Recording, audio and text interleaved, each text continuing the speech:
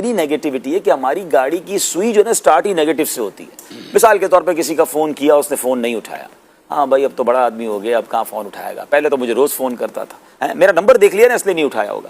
حالانکہ کیا ہم جب واش روم میں ہوتے ہیں یا ہم نماز پڑھ رہے ہوتے ہیں یا جب سوئے ہوئے ہوتے ہیں ہم فون اٹھا پاتے ہیں؟ ہم بھی نہیں اٹھا پاتے. تو بھائی کبھی تو کوئی پازیٹیو بات سوچ لیں کہ نماز پڑھ رہا ہوگا, تلاوت کر رہا ہوگا, آرام کر رہا ہوگا. گھر پہ جا کر بیل بجائیں, بچہ آ کر بتا دے ابو گھر پہ نہیں ہے, فوراً پہلا خیال کیا آتا ہے؟ اندر ہوگا, جھوٹ بول رہا ہوگا. فوراً یہ نیگیٹو ہی کیوں سوچتے ہیں؟ یہ بدگمانی, یہ گناہ ہے, یہ بعض اوقات حرام کی طرف لے جاتا ہے, اور بعض اوقات بہت زیادہ اللہ کی ناراضگی, بدترین گناہوں میں سے, بدترین جھوٹ میں سے اس کو کہا گیا. لیکن اتنی بدگمانی بھر گئی ہے, کوئی بندہ بات کر رہا ہو کہہ رہا جھوٹ بول رہا ہے, اس کی بات کے سٹارٹ سے ہی پہلی بدگمانی کرنی ہے. اچھا بدگمانی یہ وہ گناہ ہے اشفاق بھائی جس کے لیے پارٹنر کی ضرورت نہیں ہے. بہت سارے گناہ کے لیے پارٹنر چاہیے. مثال کے طور پہ آپ کسی کے ساتھ بیٹھیں گے تو جھوٹ بولیں گے, یا معاذ اللہ غیبت ہو سکے گی, یا بدنگاہی ہو سکے گی.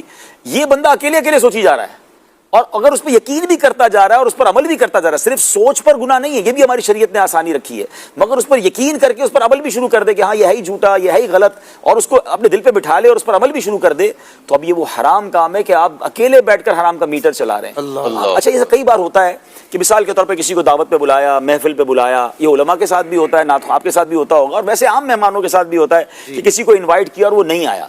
ہاں بھائی اب کہاں آئے گا, کوئی اور غلط کام ہوتا نا تو آ جاتا, فلاں جگہ یہ اس کو تحفہ ملتا تو آ جاتا. اور بعد میں جب بندہ وہ مل کر بتاتا ہے کہ میری والدہ اس دن بیمار ہو گئی تھی, یا میرے ساتھ یہ معاملہ ہو گیا, تو اتنی شرمندگی ہوتی ہے کہ میں تو کیا کیا نیگیٹو سوچ رہا تھا. تو یار آپ کوئی تو چانس دیں کسی کو.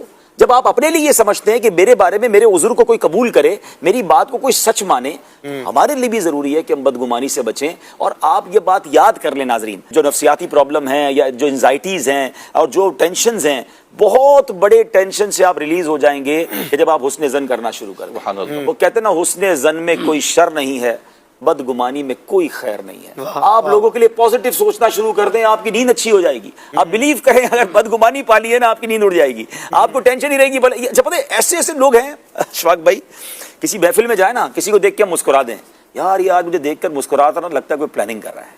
اچھا نہ مسکرائے اس کے آگے, لگتا ہے مجھ سے ناراض ہے, کوئی سازش کر رہا ہے اس لیے نہیں مسکرا رہا. اچھا اس کو گھر بلائیں تو کہہ رہا کہ بڑا مطلب ہوگا تو گھر بلایا ہے, نہ بلائیں تو کہتا ہے دیکھا میں تو پہلے ہی کہتا تھا میرا دشمن ہے اس لیے نہیں بلایا. بندہ بولے اس کے ساتھ کروں کیا, میں کچھ بھی کروں, اس کو نیگیٹو ہی سوچنا ہے, اس کو آلویز نیگیٹیوٹی نکال لینی ہے. اور وہ لوگ جو اتنا نیگیٹو سوچتے ہیں وہ پلیز یاد رکھیں, آپ دنیا میں تنہا رہ جائیں گے. بندہ نیگیٹو سوچنے والے سے دوستی نہیں کرتا. تھوڑے دنوں بعد آپ دیکھیں ایک ایک کر کے اپنے بھی دور ہو جائیں گے. آپ اتنے پازیٹیو رہیں, لوگوں کی خوبیاں تلاش کریں, ان کو اپریشیٹ کرنا شروع کریں. آپ ہر